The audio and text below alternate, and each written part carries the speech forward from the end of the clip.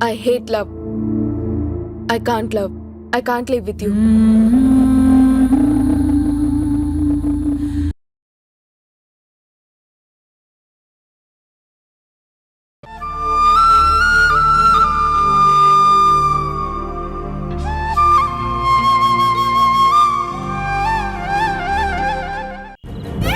పూర్తిగా ధరణి ఆ శక్తి ధీరజ్లో ట్రాప్లోకి వెళ్ళింది.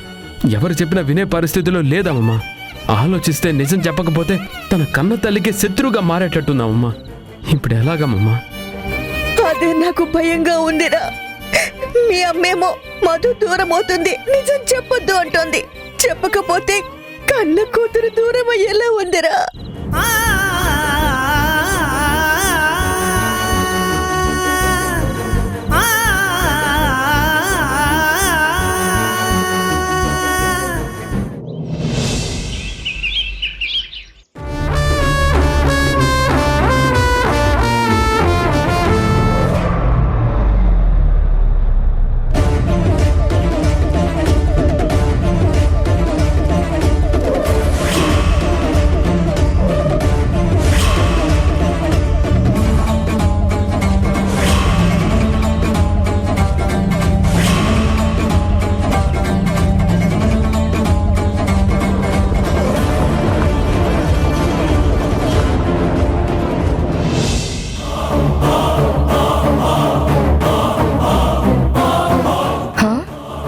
వీడేంటి సైకిల్ మీద వచ్చాడు?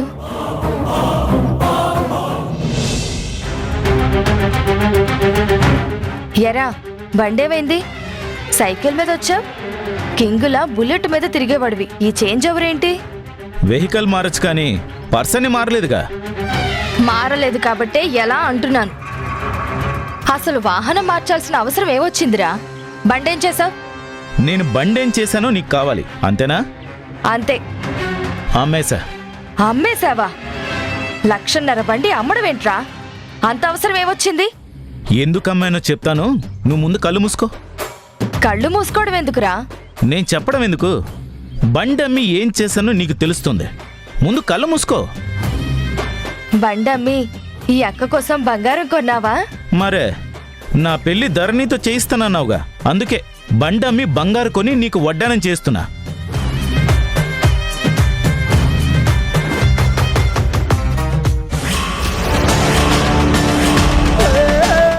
ఇప్పుడు కళ్ళు తెరవక.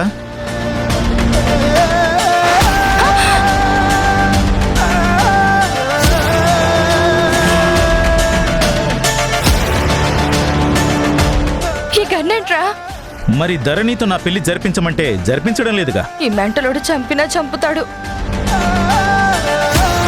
అందుకని బండమ్మి నన్ను చంపడానికి తుపాకీ కొన్నావా? తప్పురా. తోడబుట్టిన అక్కని ఇలా తుపాకీతో కాల్చి చంపుతావా? రే, అమ్మ పోయిన తర్వాత నిన్ను ఈ చేతులతో పెంచి ఇంత వాడిని చేశాన్రా. పాపం తగులుతుందిరా. అక్కా, అరే శక్తిలా దాంతో నీ పెళ్లి జరిపించాలని ప్రయత్నం చేస్తున్నాన్రా. ఆఖరికి ఆ జరణితో చేతులు కూడా కలిపాను. అయినా కుదిరి చావడం లేదురా. ఏం చేయను చెప్పు? నీ మంచి కొరే నీ అక్కని చంపుతావా? ఎలా మనసొప్పుతుందిరా? ఎలా చేతులు వస్తాయిరా? నా ప్రయత్నం నేను చేస్తాను. నన్ను వదిలేరా తమ్ముడు, ప్లీజ్ రా. ఆపుతావా అక్క? నేను నీ కంటికి ఎలా కనిపిస్తున్నాను?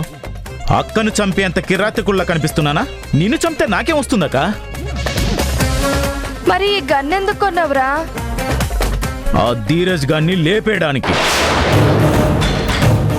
వాణ్ణి లేపేస్తే గాని ధరణి నాకు దక్కదు. అందుకే బండమ్మి గన్ను కొన్నాను. వాణ్ణి చంపడానికి గన్ను కొన్నావా? చంపాలని ఫిక్స్ అయ్యావా? అయ్యాను కాబట్టే బండమ్మాను. అరే కేశవ, చంపుతా చంపుతా చంపుతా అని ఆవేశపడుకురా, తొందరపడుకురా. ఒక్కసారి ఆలోచించరా. అన్ని ఆలోచించే ఇది కొన్నాను. గన్నుతో కాల్చి చంపితే ఎంత పెద్ద కేసు అవుతుందో తెలుసా? ఎలా చంపినా కేసు కేసే. మనకు వాడు చావడం ముఖ్యం. కేసు ఏదైనా పర్వాలేదు. చంపుతా చంపుతా చంపుతానంటావే గాని ఈ చంపడాలు, కేసులు, జైళ్లు నీకెందుకురా? వాణ్ణి చంపి ధరణికి శత్రువు అవ్వడమే. అది నిన్ను దగ్గర కూడా రానివ్వదు. వాడు చచ్చాక అది దగ్గరికి రాక ఏమవుతుంది? నువ్వు జైలుకి దగ్గర అవుతావు, అది చావుకి దగ్గర అవుతుంది. ఏదో ఒక విధంగా ప్రయత్నం చేసి పెళ్లి ఆపుతానురా. తర్వాత దాని మనసు మారుస్తాను. తొందర పడుకురా. వాడు ఉన్నంతకాలం దాని మనసు మారదు. వాడు లేకపోతేనే దాని మనసు మారే అవకాశం ఉంది. అందుకే వాని లేపేయడానికి డిసైడ్ అయ్యా. చంపడం మాత్రం కన్ఫర్మ్. మంచైనా చెడైనా నీకు చెప్పి చేయడం అలవాటు కాబట్టి నీకు చెప్దామని వచ్చాను. ముహూర్తం పెట్టి మరీ లేపేస్తా. నీ బతుకు జైలు పాలవుతుందిరా.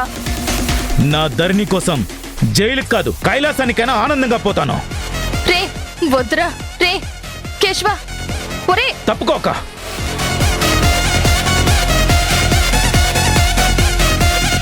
వీడు ఏం పెంట చేసేస్తాడో ఏంటో. ఎందుకండి నా మీద మీకు అంత కోపం? మీ మాట మీరే. ఎవరు ఎవరిని ప్రేమించకూడదా? ఎవరు ఎవరిని పెళ్లి చేసుకోకూడదా? మీరు ఎంత మంచి వాళ్ళో మీరున్న పరిస్థితి చెప్తుంది. నిజంగా మంచివారైతే గుణగారు మిమ్మల్ని ఎందుకు వదిలేస్తారు? మీలో స్వార్థం, సంకుచితత్వం, రాక్షసత్వం కనిపిస్తున్నాయి. మీలాంటి వాళ్ళు సమాజాన్ని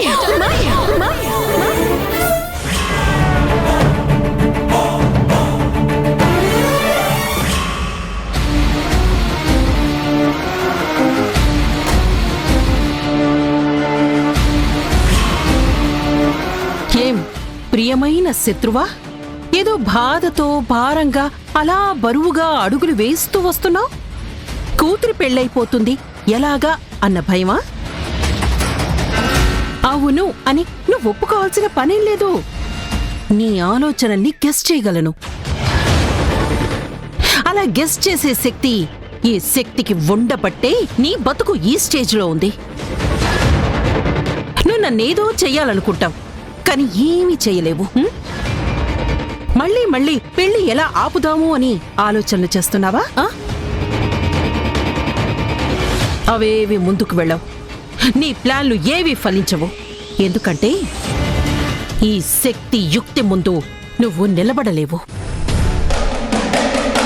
పోయినసారి నా తమ్ముడి బలవంతం మీద నా తమ్ముడి పిలుపు ఆసరా చేసుకుని వచ్చి తెగ డ్రామాలు చేసి పెళ్లి ఆపి వెళ్ళావు. కానీ ఈసారి నీకా ఛాన్స్ ఇవ్వను. నా తమ్ముడితోనే నిన్ను పెళ్లికి రావద్దు అని చెప్పిస్తాను. చాలు. ఆ మాట అడ్వాంటేజ్గా తీసుకొని నిన్ను ఆ పరిసరాల్లోకి రానివ్వను. అసలు పెళ్లి ఎక్కడ జరుగుతుంది అనేది కూడా నీకు తెలియనివ్వనుగా. నా కొడుకుతో నీ కూతురికి ముడి పెట్టిస్తా. అప్పుడు పగ పొట్టిన తోచు పగ తీర్చుకోలేక పొడగ నేలకు కొట్టుకున్నట్టు నువ్వు తల గోడకి కొట్టుకుని చావాల్సి వస్తుంది. ఎలాగూ 20 ఏళ్ల నుంచి దూరంగా ఉంటున్నావు కాబట్టి నా తమ్ముడేం ఫీల్ అవ్వడు.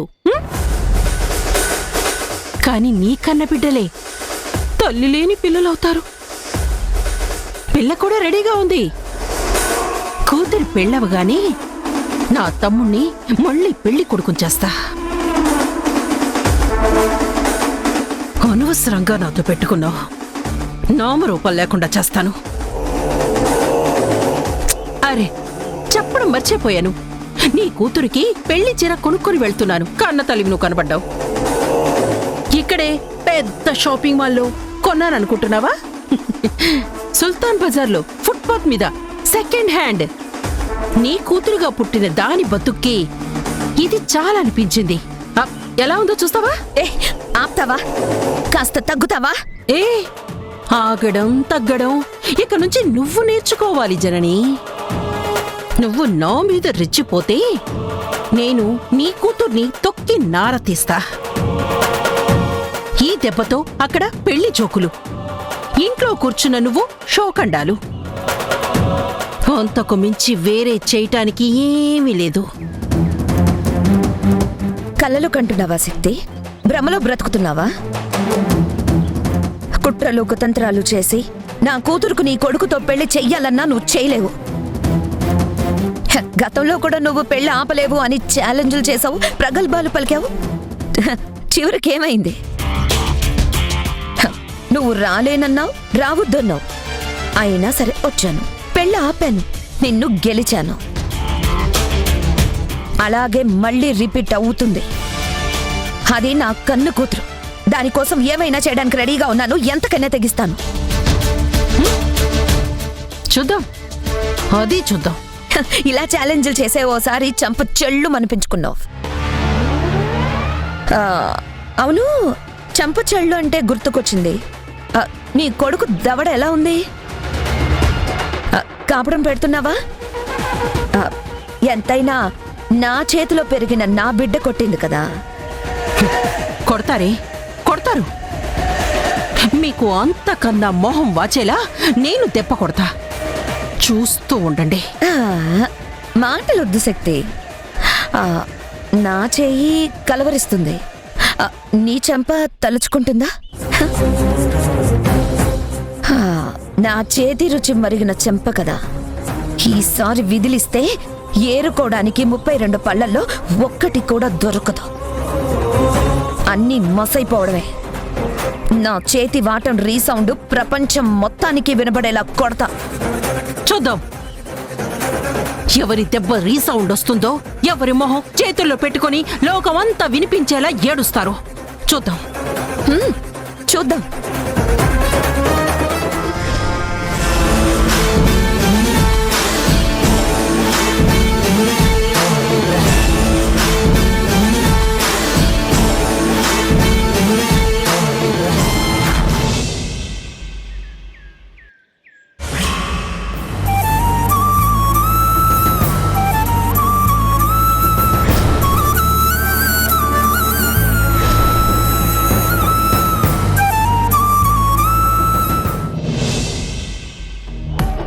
ఈవిడ గారు వాళ్ళ నాన్న ఫోన్ కలవడలేదని దిగులు పడుతోంది. ఒకవైపు నుంచి పెళ్లి ముహూర్తం తరుముకొస్తూ ఉంది. అటు ఆయన నుంచి ఎలాంటి సమాధానమూ లేదు. కుడితిలో పడ్డ ఎలకలా కొట్టుకుంటూనే ఉంది. ముహూర్తం దాటేదాకా ఆయన రాకపోవడమే మంచిది. లేకపోతే నా తిక్క తమ్ముడు ఆ ధీరజ్ని కాల్చి చంపి వాడి బ్రతుక్కి వాడే నిప్పు పెట్టుకుంటాడు. నేనంతో ఇంతో నటించకపోతే నాకు ఈ పెళ్లి ఇష్టం లేదనుకుంటుంది.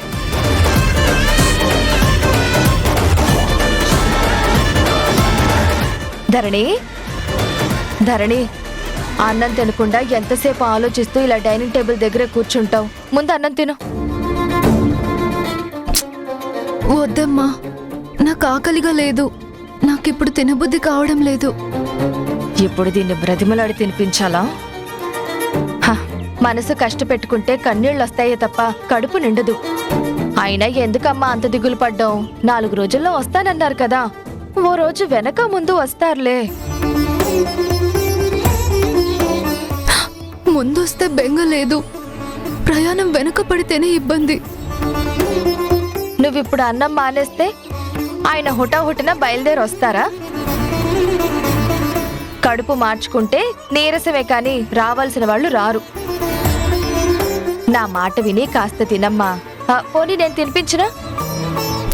వద్దమ్మా ప్లీజ్, బలవంతం. అమ్మా ధరణి, ధరణి, ధరణి. ఈవిడ గారు ఇప్పుడు దిగబడ్డారేంటి? ఎక్కడున్నావా? ఇదిగోనమ్మా, పెళ్లికి ముందే కాబోయే కోడలికి చీర పెట్టడం ఆనవాయితీ. ఈ చీర కోసం సిటీలోనే బెస్ట్ షాప్స్ అన్నీ జల్లెడపట్టి నా కోడలికి నప్పేది నచ్చేది ఏరుకోరు తీసుకొచ్చాను. మీకు కాబోయే కోడలికి చీరలు సారెలు అలంకారాలు తర్వాత తను వాళ్ళ నాన్న కోసం దిగులు పడుతూ అన్నం తినడం కూడా మానేసింది. నీరసంతో రేపు పీటల మీద శోషొచ్చి పడిపోయినా పడిపోవచ్చు. ముందు ఆ భోజనం సంగతి చూడండి. ఏంటేంటేంటి? మా ధరణి అన్నం తినడం లేదా? అదేంటమ్మా, పెళ్లికి ముందు ఉపవాసాలు? చాలా హుషారుగా సంతోషంగా ఉండాల్సిన టైం. చాలా ఓపిక కావాలి. సుష్టిగా తినాలి, బెస్ట్గా కనపడాలి, కళకళ్ళాడుతూ కళ్యాణ మండపంలో కనపడాలి. వద్దండి, మా నాన్న ఫోన్ లిఫ్ట్ చేసేంత వరకు నాకేం తినాలనిపించదు. ఇదేం పిచ్చిరా బాబు, ఇలా అయితే ఎలా? అంతా తల్లి మొండితనం వచ్చినట్టుంది. నిన్ను బతిమిలాడో బామాలో తినిపించకపోతే రేపు నిజంగానే పీటల మీద కళ్ళు తిరిగి పడిపోతే పెళ్లి పెటాకులే. అదేంటమ్మా, ఫోన్ కలవకపోవడానికి ఎన్నో కారణాలుంటాయి. సిగ్నల్స్ లేకపోవచ్చు, ఫోన్ పోయి ఉండొచ్చు, ఫ్లైట్లో ఉండొచ్చు. 4 రోజుల నుంచి ఫ్లైట్ లోనే ఉంటారా? ఫోన్ పోతే ఏదైనా ఫోన్ నుండో, మరో చోటు నుంచో, మరొకళ్ళ ఫోన్ నుంచో ఇలా ఫ్లైట్ ఎక్కుతున్నానని ఫోన్ చేయొచ్చు కదా. అసలు ఏమైందో అర్థం కావడం లేదు. టెన్షన్ గా, భయంగా ఉంది. ఎందుకమ్మా చిన్న విషయానికి టెన్షన్ పడ్డం, భయపడ్డం, అన్నం మానేసి పస్తులుండటం? ఇదిగో, వారేదో అర్జెంటు పనిలో పడో, ఏదైనా ప్రాబ్లంలో పడో ఫోన్ చేసి ఉండకపోవచ్చు, అంతే. అదే ఆ ప్రాబ్లం ఏమై ఉంటుందా అని టెన్షన్ అండి. ఎందుకమ్మా పెళ్లికి ముందు ఇలా టెన్షన్ పడ్డాం? పడకపోతే ఎలా ఉంటానండి? నాన్న పెళ్లికుండాలి కదా. ఉండాలిగా అంటే ఉండటానికే ప్రయత్నం చేస్తారులే. పెళ్లి విషయం తెలిస్తేనే కదా నాన్న ప్రయత్నం చేయడానికి. నాన్న రాకుండా లేకుండా పెళ్ళెలా అండి? అదేంటమ్మా అలా అంటావు? ధీరజ్తో నీ పెళ్లి ఫిక్స్ అయిందిగా. ఆ, పైగా ఎప్పటికైనా నీ పెళ్లి ధీరజ్తోనే అని చెప్పి వెళ్ళారు కదా. ముందొస్తే అన్ని విధాలా మంచిదే, రాలేకపోతే తర్వాత వస్తారు. అయినా మీ నాన్న అన్ని విధాలా ఒప్పుకున్న సంబంధం, ఇష్టపడ్డ అబ్బాయే కదా. అదేంటి నాన్న రాకుండా పెళ్ళా? కన్యాదానం ఎవరు చేస్తారు? అప్పగింతలు ఎవరు చేస్తారు? లేదు, మా నాన్న రాకుండా పెళ్లి చేసుకునే ప్రసక్తే లేదు.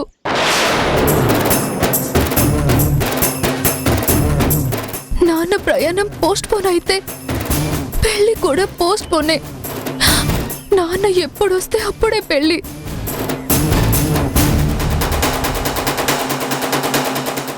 ఇదేంటి ఈ పిల్ల ఇలా సడన్ గా రివర్స్ అయింది? వాళ్ళ నాన్న రాకకి ఈ పెళ్లికి ముడిపెట్టింది.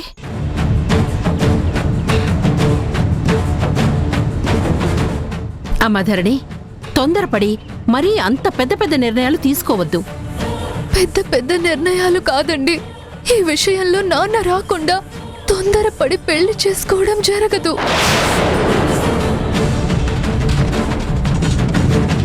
అది కాదమ్మా, దుబాయ్ వాళ్ళు మన వాళ్ళు తిరిగి వచ్చేస్తుంటే పేచీలు పెడుతూ ఉంటారట, పాస్పోర్ట్లు దాచి ఇబ్బంది పెడతారట.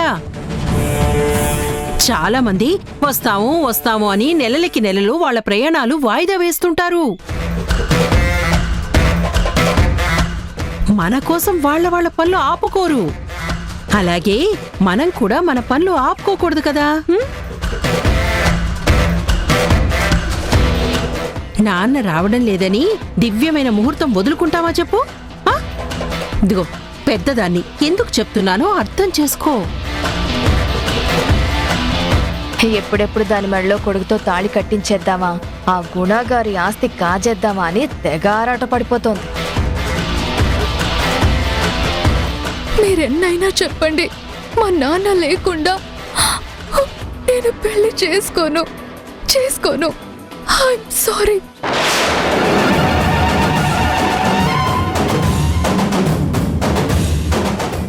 అది కాదమ్మా, నీకు బాధగానే ఉంటుంది, కానీ నేను చెప్పేది కాస్త వినమ్మా.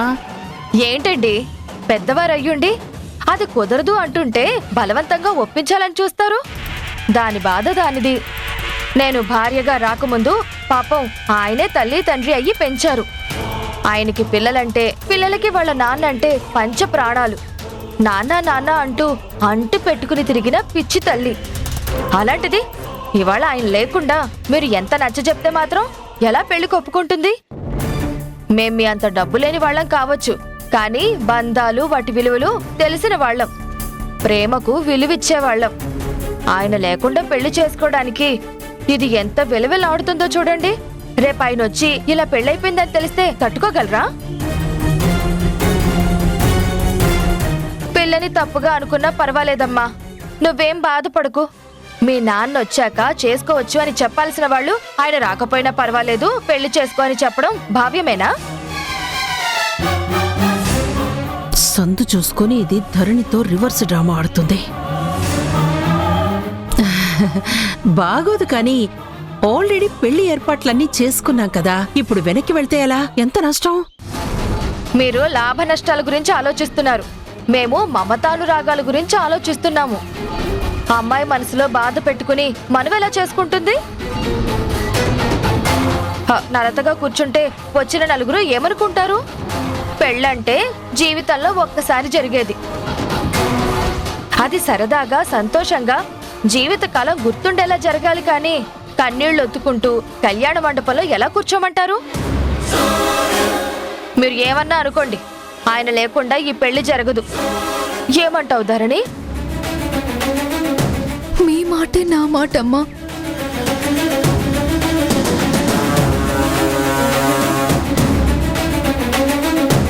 సరేనమ్మా, నిన్ను మరీ ఇబ్బంది పెట్టి బాధ పెట్టి భయపెట్టి పెళ్లి జరిపించటం మాకు మాత్రం బాగుంటుందా? అయినా పెళ్లికి ఇంకా టైం ఉంది కదా, చూద్దాంలే. ఈలోపే మీ నాన్న వచ్చేస్తారేమో, చూద్దాం. ఆ? ఆ? ఆ, వస్తాను. ఒక్క నిమిషం. ఇంటికొచ్చిన కాబోయే వియ్యపురాలకి బొట్టు పెట్టి చేతిలో పండో ఫలమో పెట్టి పంపించాలి. ఇప్పుడు వస్తాను.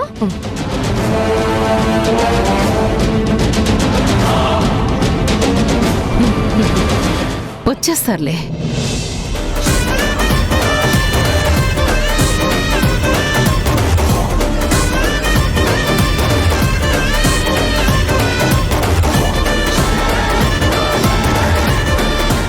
ఇది మొన్న మీరు పంపిందే. సమయానికి ఇదే ఉంది, మీ చేతిలో పెట్టాను. ఏమీ అనుకోకండి. మేం కూడా కొన్ని టేస్ట్ చేసాం, చాలా బాగున్నాయి. మీరు కూడా టేస్ట్ చూడాలి కదా. ఎంత మంచివాళ్ళు మీరు, ఎన్ని మర్యాదలు తెలిసిన వాళ్ళు. మీ ప్రేమాభిమానాలకి దండం పెట్టాలనిపిస్తోంది. వస్తాను.